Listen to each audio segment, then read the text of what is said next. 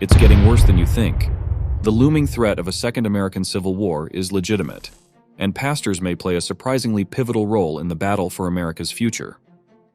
While faith has historically played a unifying role in bringing communities together, there are concerns that it could also be a catalyst for conflict and division, potentially leading to a second civil war in America. Is this cause for worry? Well, we will find out in this video. You know, we often hear the phrase, "America has never been more polarized since the beginning of the Civil War," so much so that it's become a bit of a cliche. And the scary thing is, we've become so used to hearing it that we've become numb to what it really means. Let's take a trip down memory lane to before the Civil War started in 1861. There was something amazing happening, the Second Great Awakening. It was the biggest social movement in America at the time. Picture camp meetings where people's souls were stirred, sins were confessed, and faith was ignited. This movement led millions of Americans to find faith in Jesus Christ. And that faith? It inspired many to try and change the moral habits of the nation. And boy, did it work. Churches, especially the Methodists and Baptists, were bursting at the seams with new members. Slavery was abolished, alcohol consumption went down, and women's rights, even though they were often opposed by people of faith, were set on a path that would eventually lead to women's suffrage in the early 20th century. And that's not all. There were a ton of other reforms that popped up like dandelions, including education, prison reform, and even animal rights. So it's fair to say that during this era, the American people, despite not being perfect, were defined by their Christianity. As the wise historian Timothy Smith once said, "Common grace, not common sense, was the keynote of the age." So back in 1861, the most religious country in the world found itself at war. Both soldiers and civilians were reading the same Bible, praying to the same God, and asking for his help against each other. Church membership in America grew from 1 in 15 to 1 in 7. This was during the Second Great Awakening, which led to the biggest church growth in history, second only to the first century. Even Abraham Lincoln, who wasn't particularly religious, told an aide, "Take all of the Bible upon reason that you can, and the balance upon faith, and you will live and die a happier and better man." So, even though it wasn't officially a war of religion, the American Civil War was indeed a religious war. But these days, most Civil War enthusiasts don't really know about the role that religion and faith played for the average soldier. We reenact the battles, write about them, discuss them passionately, and argue about them endlessly. But we often overlook the role of faith. It was religion and faith that ruled, and even helped cause America's deadliest conflict. In the past, the United States was a bit like a big celebration of different beliefs. First, there were religious pilgrims who strongly believed in their ideas, kind of like party planners. Then, there were some smart people with Enlightenment ideas who believed in a higher power, but not in a specific religion. Lastly, there were energetic preachers during the Great Awakening who got people excited about their faith. All of these influences played a big part in creating the culture that led to the generation experiencing the Civil War. A French visitor once said that religion was the foremost of the political institutions in early America. That's like saying the Eiffel Tower is kind of a big deal in Paris. As the Civil War began, this hadn't changed a bit. Thanks to the Second Great Awakening, America had become a society rampant with religious beliefs and attitudes.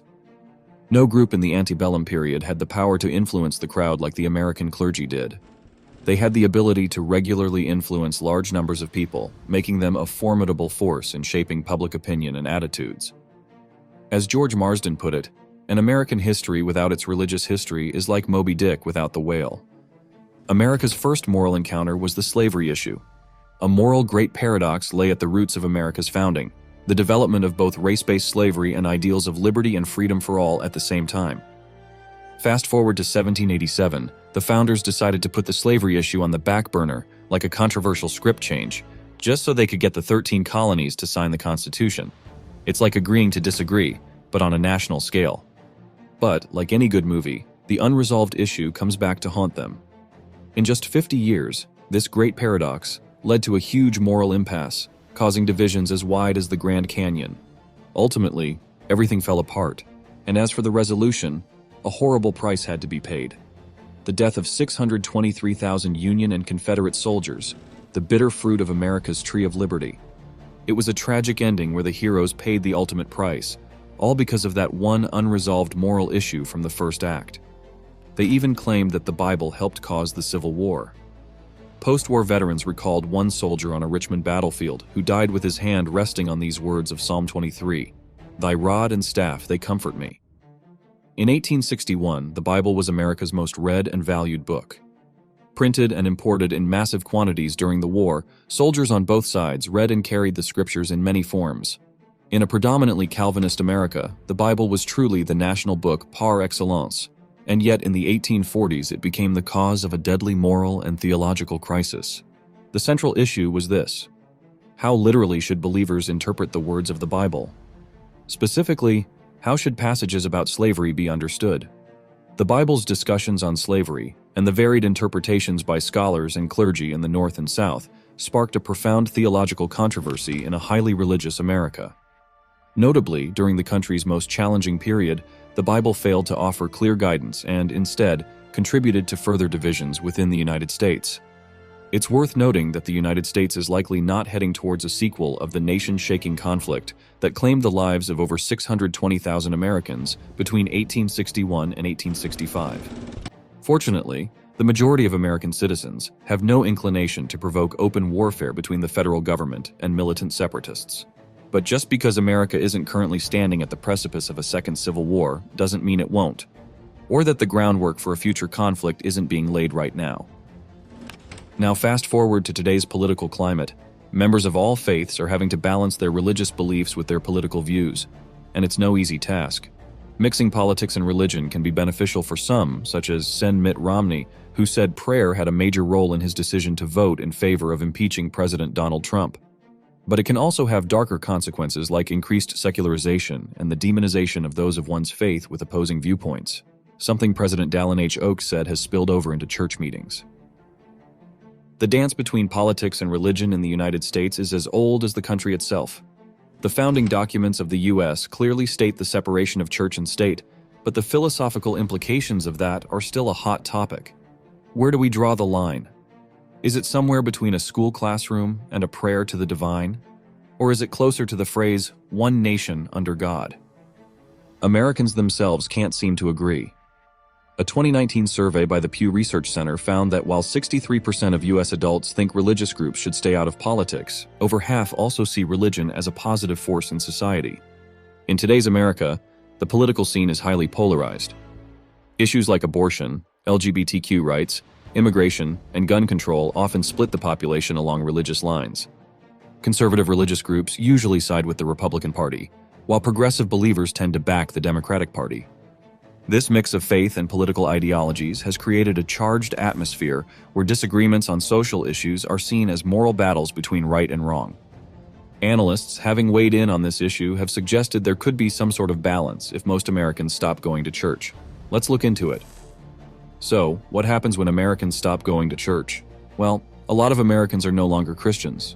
That's not unusual. 40 million Americans have stopped attending church in the past 25 years. That's something like 12% of the population, and it represents the largest concentrated change in church attendance in American history. So, as church attendance declines even in the Southern Bible Belt and the rural Midwest, history might seem to suggest that those regions will become more secular, more supportive of abortion and LGBTQ rights, and more liberal in their voting patterns. Therefore, a civil war might never be aroused. But that is not what is happening. Declines in church attendance have made the rural Republican regions of the country even more Republican and, perhaps most surprising, more stridently Christian nationalist. Despite declining church attendance in the South and Midwest, these regions have become even more Republican and Christian nationalist, contrary to expectations. People hold on to their political views even when they stop attending church. Christian nationalism attracts many adherents who rarely go to church themselves, with only 54% of Christian nationalists attending church regularly. This ideology is likely to remain strong even as church attendance declines. And how do they maintain their faith? When people leave church, they often still identify as Christians and retain theologically orthodox beliefs.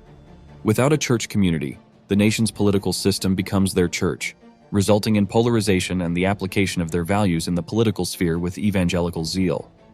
Now, this is how faith could cause civil unrest, because there's a strong authoritarian streak that runs through parts of American evangelicalism. What should be done about it? For 2 decades, the U.S. government has been engaging with faith leaders in Muslim communities at home and around the world in an attempt to stamp out extremism and prevent believers vulnerable to radicalization from going down a path that leads to violence. Now, after the dangerous QAnon conspiracy theory helped motivate the insurrection at the U.S. Capitol, with many participants touting their Christian faith, and as evangelical pastors throughout the country ache over the spread of the conspiracy theory among their flocks, and its very real human toll. It's worth asking whether the time has come for a new wave of outreach to religious communities, this time aimed at evangelical Christians. Everyone seems to be talking about the American Civil War this year. But wait, we're not talking about the one that took 620,000 lives and was brought up by President Biden to criticize Senate Democrats and Republicans who are stalling new election ballot rules. Instead, we're talking about the growing concerns that the divided United States might soon be facing an internal legal and economic Cold War, or even a hot war.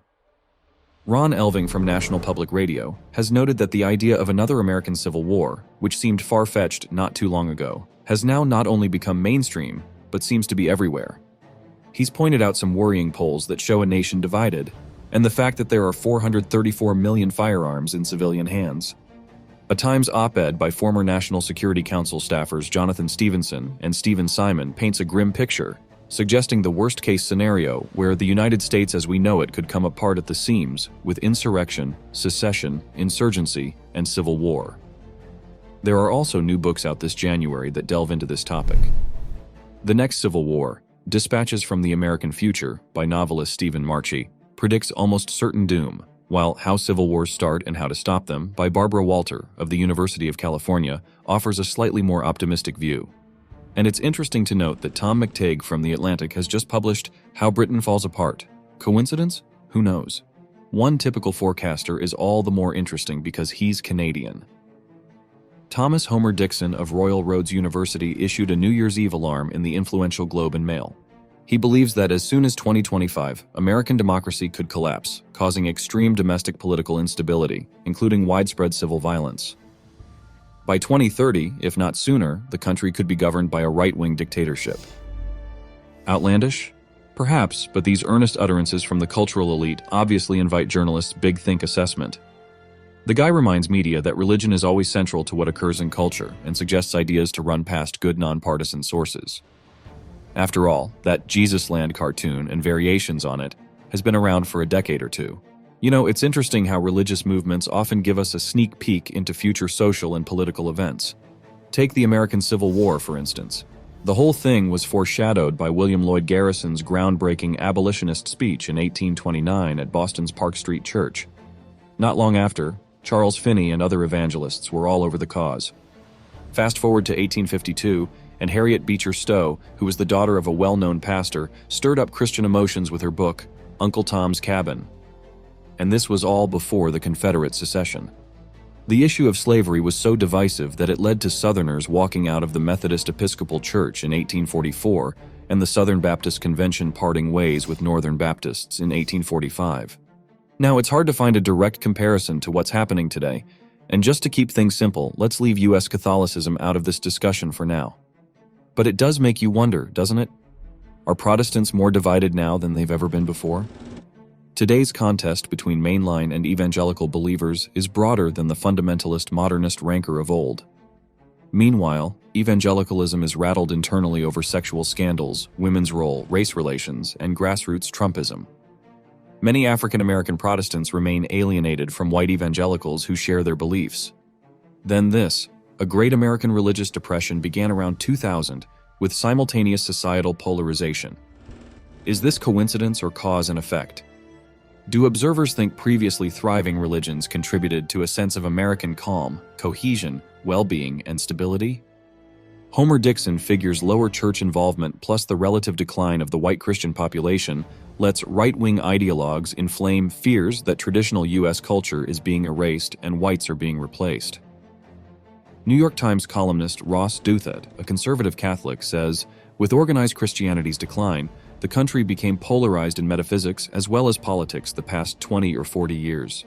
Countless citizens feel liberal cultural elites disdain their religious faith and worry about trends away from old-school First Amendment protections.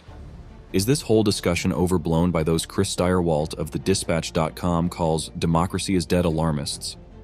The 2022 Civil War jeremiads come from liberals, especially because they assert Donald Trump's claim to have been robbed of re-election by fraud, with wide Republican support, undermines the credibility of U.S. democracy. Yet, if one backs up a year or two, a major originator of this Civil War chatter is the political and Christian conservative David French, a hashtag #NeverTrump evangelical who wrote 2020's Divided We Fall, America's Secession Threat and How to Restore Our Nation. Click here for a TMAT on religion column about that book and its author. French contends the nation is more divided than at any point since the actual Civil War and sees no important religious, legal, or other cultural force pulling Americans together more than it is pulling us apart. He'd be interesting to hear out on the religious factor and polarization and what churches and preachers should be doing to help. Is the U.S. really heading for a second civil war? With the country polarized and Republicans embracing authoritarianism, some experts fear a Northern Ireland-style insurgency, but others say armed conflict remains improbable. In a deeply divided society, where even a national tragedy such as the 6th of January only pushed people further apart, there is fear that that day was just the beginning of a wave of unrest, conflict, and domestic terrorism. A slew of recent opinion polls shows a significant minority of Americans at ease with the idea of violence against the government. Even talk of a second American Civil War has gone from fringe fantasy to media mainstream. Is a civil war ahead? Was the blunt headline of a New Yorker magazine article this week. Are we really facing a second civil war? Posed the headline of a column in Friday's New York Times. 3 retired U.S. generals wrote a recent Washington Post column warning that another coup attempt could lead to civil war. The mere fact that such notions are entering the public domain shows the once unthinkable has become thinkable, even though some would argue it remains firmly improbable. In this tradition, one's belief is based less on scripture than on conservative culture. Some political disagreements are seen as having nigh-apocalyptic stakes, and a strong authoritarian streak runs through the faith. For this type of believer, love of God and love of country are sometimes seen as one and the same. Christian nationalism is a huge theme throughout evangelical Christendom, Newman says, referring to teachings that posit America as God's chosen nation. Christians who subscribe to those teachings believe the United States has a covenant with God, and that if it is broken, the nation risks literal destruction, analogous to the siege of Jerusalem in the Hebrew Bible. In the eyes of these believers, that covenant is threatened by cultural changes like taking prayer out of public schools and legalizing abortion and gay marriage. Christian nationalists see it in cataclysmic terms. This is the moment, and God's going to judge us. When it is painted in existential terms like that, a lot of people feel justified to carry out acts of violence in the name of their faith. How should the country and the new administration approach concerns about extremism among American Christians? What role can faith leaders play in trying to keep vulnerable believers from the temptations of conspiracy theories? American Christianity is at an inflection point, and according to Tim Alberta, there is a war for the essence and character of American Christianity. What's clear is that inside the American evangelical movement, far too many believers have begun to view their faith through the prism of their national identity, rather than viewing their national identity through the lens of their faith. Alberta says that for decades, American evangelicals have been taught that the United States is rightfully theirs and is being taken away from them. There is a certainty among a lot of evangelical Christians that the government is coming for them, that the secular culture is sort of plotting to take them down. And that is infectious, that fear and that persecution complex. Extremism and militant groups in America, including those associated with Christianity, pose a significant challenge to national security and social cohesion. Addressing concerns about extremism among American Christians requires a multifaceted approach that balances safeguarding individual freedoms with protecting the public from radicalization and violence. One crucial aspect of addressing extremism among American Christians is through education and awareness campaigns. It is essential to educate the public about the dangers of radical ideologies and how they can lead to violence. This includes promoting critical thinking skills, media literacy, and fostering interfaith dialogue to build understanding and tolerance among different religious communities. Even law enforcement agencies play a vital role in monitoring and disrupting extremist activities. The new administration should prioritize resources for intelligence gathering, threat assessments, and investigations targeting extremist groups. Collaboration between federal, state, and local law enforcement agencies is essential to effectively combat domestic extremism. Also, engaging with local communities, including Christian organizations and leaders, is key to preventing radicalization and promoting peaceful coexistence. Building trust between law enforcement agencies and communities can help identify early signs of radicalization and provide support for individuals at risk of being influenced by extremist ideologies.